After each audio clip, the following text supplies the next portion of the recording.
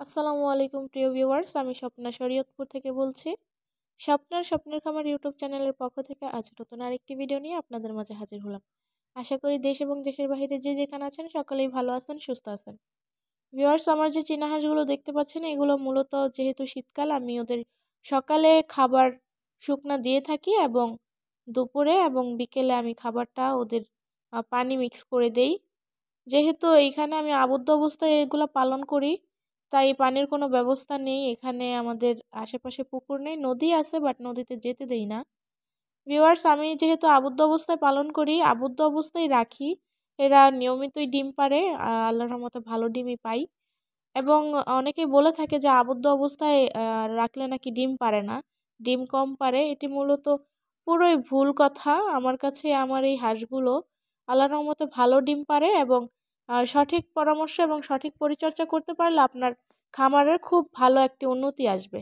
Viewers, আমার যে দেখতেই পাচ্ছেন যে আমি নেট দিয়ে বেড়া দিয়ে অল্প কিছু জায়গার মধ্যে আমার এই হাঁসগুলোকে আমি রেখেছি। ওরা মূলত ৩-৪ দিন গেলেই আরকি ময়লা হয়ে যায়। মানে পাক ফড় এগুলা দেখতে পাচ্ছেন, এগুলা নোংরা হয়ে যায়। আমি একটা বড় একটা বল, সেই বলের মধ্যে আমি পানি দিই।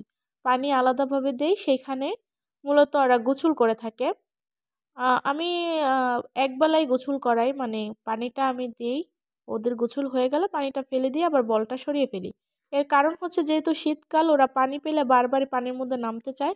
যার কারণে আমাদের চীনা হাঁসগুলোর দ্রুত ঠান্ডা লেগে যেতে পারে।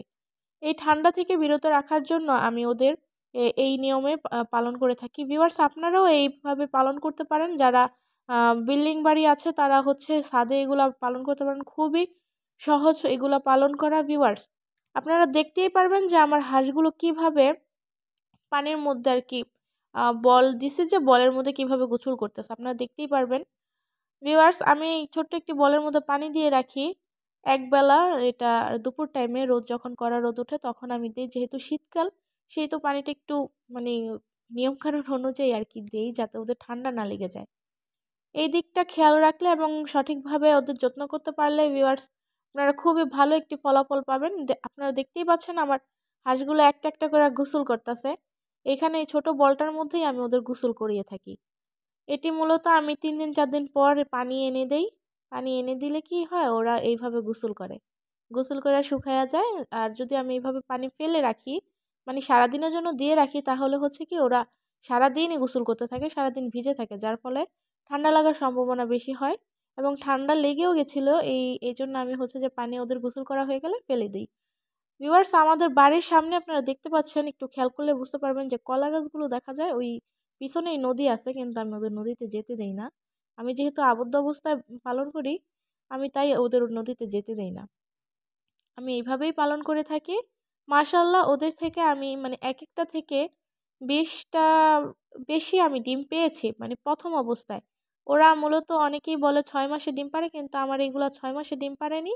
আমার এগুলা ৭ মাস বয়সে শুরুতেই ডিম পেড়ে দিয়েছে এবং আমি খুব ভালো একটি রেজাল্ট পেয়েছি এই হাঁসের মাধ্যমে।